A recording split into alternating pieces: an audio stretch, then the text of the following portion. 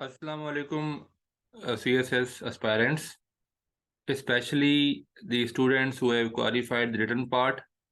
आज हमारा command task series का तीसरा लेक्चर है और इससे पहले हमने पहले लेक्चर में ये बताया था कि कमांड टास्क के बेसिक एटिकेट्स क्या हैं, कितना टाइम होता है, कैसे आपने परफॉर्म करना है, पूरा एक प्रोसेस समझाया था पहली वीडियो में।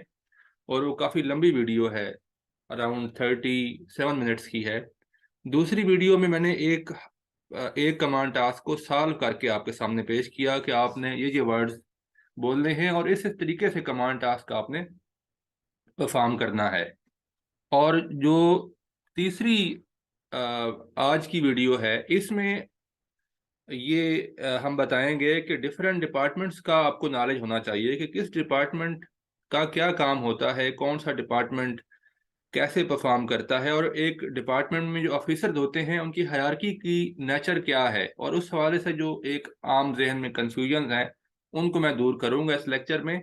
और ये कमांड टास्क के लिए बहुत ज़रूरी है कि आपको एक ब्रीफ सा आइडिया ज़रूर होना चाहिए, जनरल आइडिया होना चाहिए कि डिपार्टमेंट्स की हायरार्की क्या है, ताकि आप मीटिंग चेयर कर रहे हैं तो आप उस चीज़ को आपके जहन में हो कि किस डिपार्टमेंट ने कौन सा काम करना है। जब आपने टास्किंग करनी है तो किस डिपार्टमेंट को आपने क्या काम कहना है। आपको पता तो हो कि रेस्क्यू 1122 क्या करता है, आपको पता हो कि ट्रैफिक पुलिस का क्या काम है, सीटीडी का क्या काम है, डीसी का क्या फंक्शंस हैं, डीपीओ के क्या फंक्शंस हैं।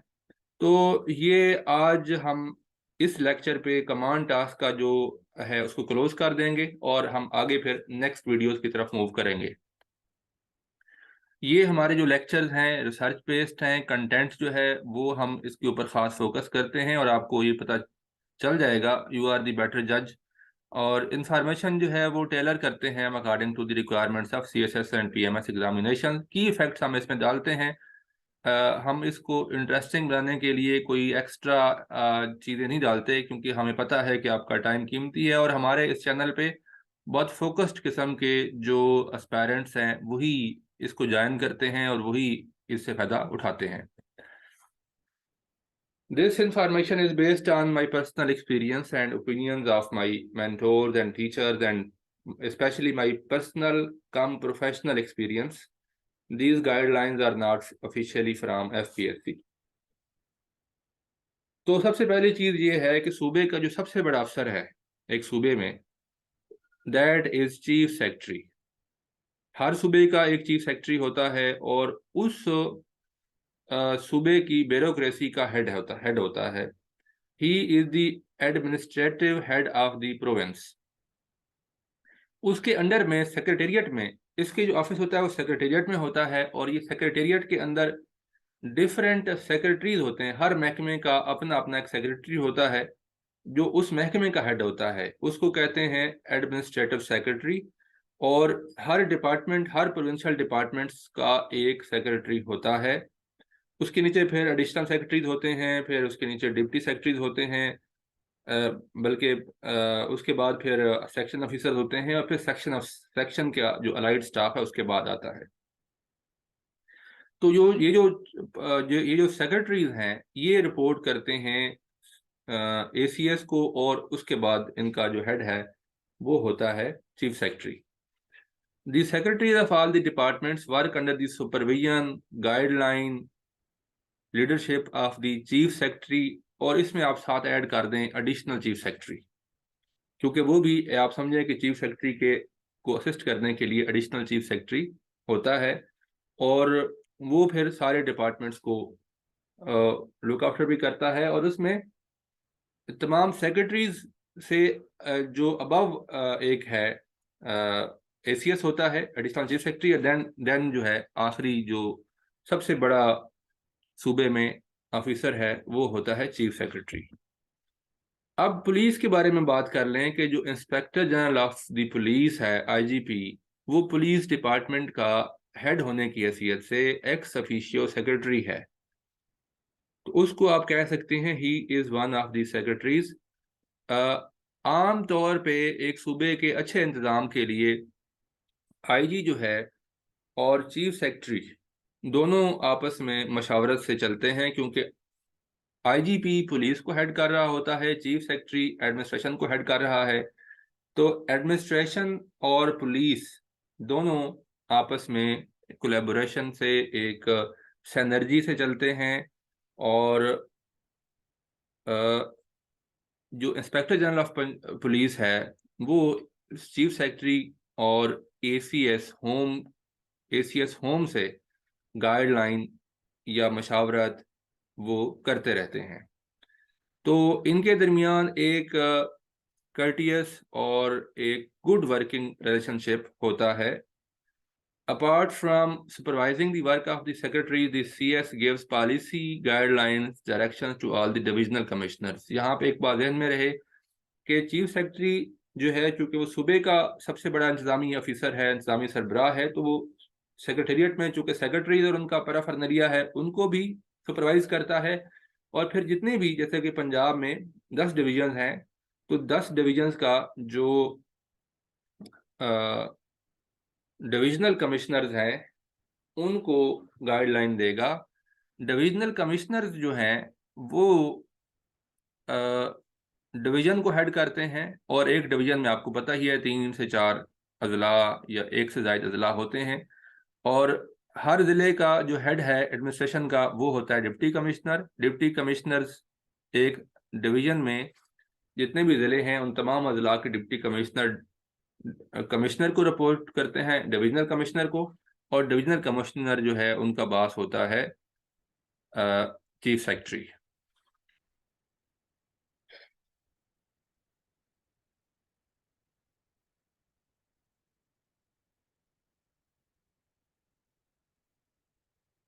अच्छा,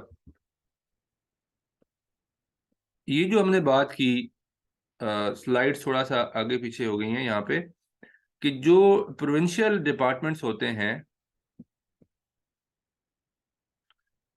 प्रोविंशियल डिपार्टमेंट्स जो होते हैं उनकी मिसाल जो एग्रीकल्चर है, औकाफ, रिलीजियस अफेयर्स है, इरिगेशन है, स्कूल एजुकेशन है, हायर एजुकेशन है, एनर्जी, और डिफरेंट डिपार्टमेंट्स जो हैं वो ये होते हैं सूबे के लेवल पे। उसके बाद हम बात करते हैं डिप्टी कमिश्नर, ज़िला में आते हैं। तो deputy commissioner is the head of the district administration, और all district officers of all departments. अब हर डिपार्टमेंट जो कि सूबे की सतह पे, जैसे एग्रीकल्चर है तो इसका एक ऑफिसर जो है वो एक ज़िले में भी होगा जो कि ज़िले को कमांड कर रहा होगा। जैसे हर प्रोविंशियल डिपार्टमेंट का एक जो ऑफिसर है 17 ग्रेड का या 18 का या 19 का, वो डिस्ट्रिक्ट में भी बैठा होता है। और वहाँ पे जब वो बैठता है प्रोविंशियल डिपार्टमेंट के रिप्रेजेंट कर रहा होता है डिस्ट्रिक्ट के अंदर, तो वो फिर डीसी के अंडर भी आ जाता है। ये बात मैं आपको बताता हूँ। All district officers of almost all departments except district police and judiciary are under the deputy commissioner. जैसा कि प्रोविंशियल डिपार्टमेंट्स जो हैं, हेल्थ, इसके जो एमएस होते हैं, या हेल्थ के जो ऑफिसर्स हैं, एजुकेशन के ऑफिसर्स हैं, रेस्क्यू 1122 के हैं, एग्रीकल्चर है, इरिगेशन है, एनवायरनमेंट है, औकाफ, श्राइन्स। इनमें से कुछ ऐसे हैं जो कि ज़रूरी नहीं कि डायरेक्टली वो डीसी के अंडर हों, लेकिन एक डिस्ट्रिक्ट का चूँकि इंतज़ाम डीसी ने चलाना है तो लिहाजा उनकी मीटिंग्स कॉल कर सकता है, और ये डिपार्टमेंट्स उनके साथ कोऑपरेट करते हैं। इवन फेडरल डिपार्टमेंट जैसा कि वापडा है, वो भी ऐसी सूरत हाल में डिप्टी कमिश्नर के साथ लियाज़ान में होते हैं। तो चूँकि डीसी जो है वो फंक्शंस प्रोविंशियल गवर्नमेंट का रेप है एट डिस्ट्रिक्ट लेवल, तो लिहाजा उसकी जो अहकामात हैं वो इन तमाम के ऊपर बाइंडिंग्स होते हैं। All provincial departments have their setup in the district, and their district heads follow the direction of the secretary of the department at provincial level, and they also work under the supervision of the deputy commissioner. तो ये एक dual किस्म का चलता रहता है। DC का control उनके ऊपर ऑपरेशनल हद तक है कि उनसे कोई काम कैसे लेना है। जैसा कि अगर कोई, पाकपतन की मिसाल देता हूँ, पाकपतन में अगर वहाँ पे गन शकर का उर्स हो रहा है, तो उसमें फिर तमाम डिपार्टमेंट्स डीसी के साथ कोऑपरेट करते हैं। पुलिस अपना प्लान तैयार कर रही होती है, सिक्योरिटी जो कि पुलिस की जिम्मेदारी है तो उसको डिस्ट्रिक्ट पुलिस डीपीओ देख रहा होता है, सिटी अपना काम कर रही होती है। जो हॉस्पिटल स्टाफ है वो अपने तौर पर अलर्ट होता है, हेल्थ का स्टाफ अपने तौर पर अलर्ट होता है, महकमा औकाफ और डीसी जो है और डीपीओ इस तरह के तमाम जो इवेंट्स हैं उनको मिल के मैनेज कर रहे होते हैं। फिर DC chairs the meeting of the district intelligence committee which comprises the representatives of all law enforcement and intelligence agency, जिसमें स्पेशल ब्रांच है, आईबी है, सीटीडी है, अदर एजेंसीज हैं, डिस्ट्रिक्ट पुलिस के रेप्स भी होते हैं इसमें। तो एक लिहाज से डिफरेंट एजेंसीज के रेप्स भी डीसी को इस लिहाज से एक मीटिंग में उसका हिस्सा होते हैं और वहाँ पे तमाम इंटेलिजेंस जो है वो शेयर होती है। ये एक तरह की आप समझें कि फार्मल से इनफार्मल के दरमियान का एक सेटअप होता है जिसमें एक इंतहाई अच्छे इन्वायरमेंट में ये मीटिंग होती हैं। और DPO is the head of the district police. A good working relationship is must between DC and DPO to run different functions of the district administration and resolve law and other situation. तो एक अच्छा ताल्लुक होता है DC और DPO का, जहाँ पे हो वहाँ पे, और डिस्ट्रिक्ट के इंतजामात के लिए बहुत अच्छा है। डीपीओ की कुछ सोल डोमेन है, जैसा कि डीसी की सोल डोमेन जो है वो है उसका एडमिनिस्ट्रेशन, और बाकी तमाम जो डिपार्टमेंट्स का काम है, एजुकेशन, हेल्थ, इसके अलावा जो जितने भी डेवलपमेंट है वो डीसी ने करनी है, एग्रीकल्चर, बाकी चीज़ें तमाम, चूँकि वो महकमे के ऑफिसर्स डीसी को रिपोर्ट कर रहे होते हैं, तो DC is all in all in administration. जो डीपीओ का सोल अथॉरिटी है वो है लॉ एंड अदर सिचुएशन में, क्राइम्स में, ट्रैफिक सिचुएशंस में। बड़े शहरों में सीटीओ हैं, जैसा कि फैसलाबाद है, रावलपिंडी, मुल्तान, गुजरांवाला, यहाँ पे चीफ ट्रैफिक ऑफिसर अलग होता है, but they report to the CPO, city police officer. Investigation है, हॉस्टेज सिचुएशन हैं, टेररिज्म में डीपीओ भी होता है, क्योंकि अगर एक ज़िला में टेररिज्म का इंसिडेंट होता है तो डीपीओ ये नहीं कह सकता कि ये तो सीटी करेगी आके, तो रिस्पांस जो है वो डिस्ट्रिक्ट पुलिस करती है। सीटीडी के जो ऑफिसर्स हैं वो भी इसको वहाँ पे पहुँचते हैं और टेक ओवर करते हैं सिचुएशन को। तो यहाँ पे डीपीओ और सीटीडी मिल के काम कर रहे होते हैं, और लेकिन जब केस हो जाता है उसके बाद उसकी ट्रेसिंग, फर्दर इन्वेस्टिगेशन वो फिर बाद में सीटीडी करती है। लेकिन फॉर द टाइम बिंग जो ऑपरेशनल चीज़ें हैं, जो मौके की चीज़ें हैं, वो डीपीओ, डिस्ट्रिक्ट पुलिस और सीटीडी सारे मिलकर कर रहे होते हैं। और इसमें दीगर एजेंसीज भी आ जाती हैं जो कि इंटेलिजेंस एजेंसीज हैं, जो लॉ इन्फोर्समेंट एजेंसीज हैं, तमाम की तमाम इसमें हिस्सा डालती हैं। तो ये आपको क्लियर हो गया कि डीसी और डीपीओ का रोल जो है वो क्या है। तो इससे लास्ट एडवाइस से पहले थोड़ा सा मैं यहाँ पे क्लियर कर दूं कि ये जो डिपार्टमेंट्स मैंने लिखे हैं ये सारे के सारे प्रोविंशियल लेवल के डिपार्टमेंट्स हैं, जिनको उनका सेक्रेटरी हेड कर रहा होता है, और सेक्रेटरी फिर आगे आपको बता दिया मैंने कि वो एसीएस और फिर चीफ सेक्रेटरी को रिपोर्ट करते हैं। और सूबे में एक होता है चीफ सेक्रेटरी, और उसके साथ पंजाब में 2 एसीएस हैं, एक एसीएस यानी एडिशनल चीफ सेक्रेटरी, और उसके बाद फिर साथ दूसरा जो है एसीएस होम जो है वो होता है।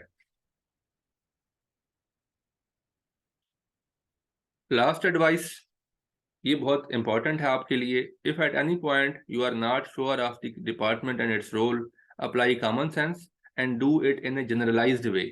ठीक है, कोई आपके लिए ज़रूरी नहीं है कि तमाम चीज़ों को पता हो, लेकिन जनरली आपको पता होना चाहिए कि रेस्क्यू 1122 का काम जो है फायर ब्रिगेड भी उनके पास है, और उनका काम एम्बुलेंसेज भी उनके पास हैं। तो रेस्क्यू 1122 जो काम करती है वो आपको पता होना चाहिए।